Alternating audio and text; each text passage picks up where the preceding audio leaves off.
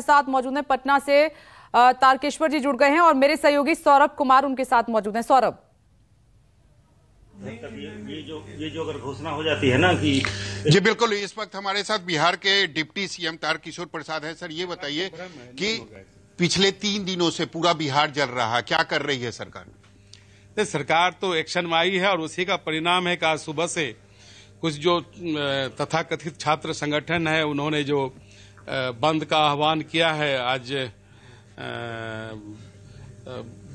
कानून व्यवस्था काफी बेहतर हुई है, सामान्य परिचालन हो रहा है और आज उपद्रवी कहीं दिख नहीं रहे हैं। 1-2 छिटपुट घटनाओं को छोड़कर किसी प्रकार की घटनाएं अभी तक रिपोर्ट में नहीं आई। सर, जो कानून व्यवस्था आज दिखाई दे रही है पूरे बिहार में, आपको नहीं लगता कि 2 दिन पहले अगर वो दिखता तो काफी संपत्ति का नुकसान होने से बच जाता? सभी चीज इस तरह से अचानक हुआ और जिस प्रकार से उपद्रवी तत्वों ने नौजवानों को सहारा लेकर बिहार के कानून व्यवस्था को अस्त व्यस्त करने की कोशिश की, सारी चीजें जैसे ही संज्ञान में आई है सरकार कार्रवाई की है और चिन्हित करके उस पर कार्रवाई भी की जा रही है।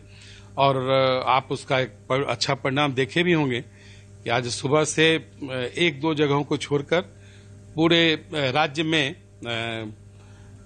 बंद के कारण जो प्रतिकूल परिस्थितियां बन सकती थी वो नहीं बनी है। सर, अग्निपथ को लेकर जो भ्रांतियां है, क्यों नहीं सरकार के जो नेता हैं उसको युवाओं के सामने जाकर दूर करने की? रक्षा मंत्रालय के जो हमारे रक्षा मंत्री हैं, हमारे और भी जो हमारे केंद्र सरकार के मंत्री हैं, हम लोग भी अलग अलग तरीके से इन सारी चीजों को लोगों के पास रख रहे हैं और अभी अधिसूचना भी जारी होने वाली है जिसमें विस्तार से इन सारी चीजों पर चर्चा होगी।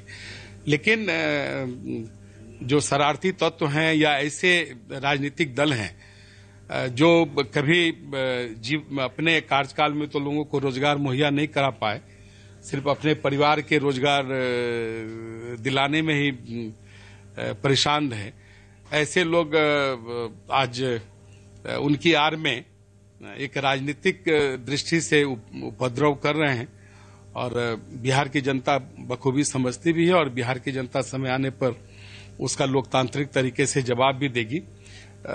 लेकिन ये सारी चीजें छात्रों को या नौजवानों को धीरे धीरे ये सारी बातें उन तक पहुंच रही है और मुझे उम्मीद भी है और आपके माध्यम से अपने नौजवानों को आग्रह भी करेंगे कि शांति व्यवस्था बहाल करने में सहयोग करें।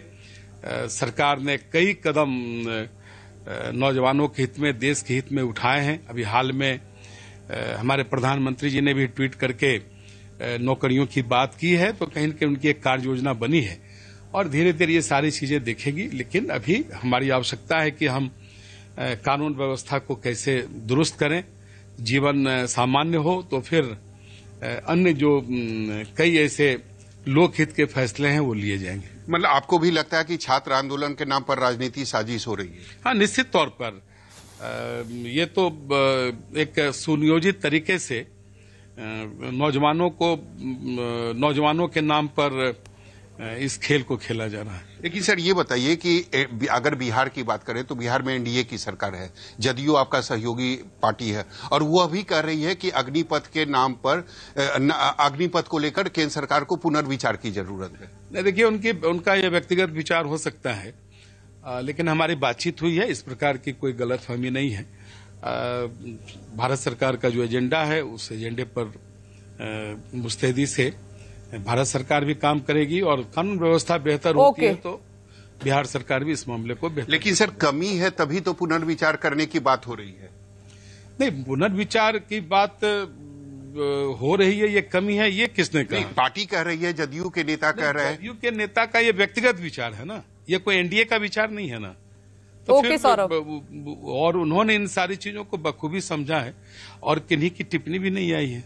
लेकिन सर, अगर आप युवाओं को नहीं ले रहे हैं विश्वास में तो कम से कम अपने सहयोगी पार्टी को तो ले सकते हैं, उन्हें तो बता सकते हैं कि अग्निपथ में कोई कमी नहीं है। नहीं, देखिए, सभी जो हमारे सहयोगी दल है इसको बखूबी समझते हैं और हम लोग की लगातार ठीक है सौरभ, हमें जवाब मिल गया है।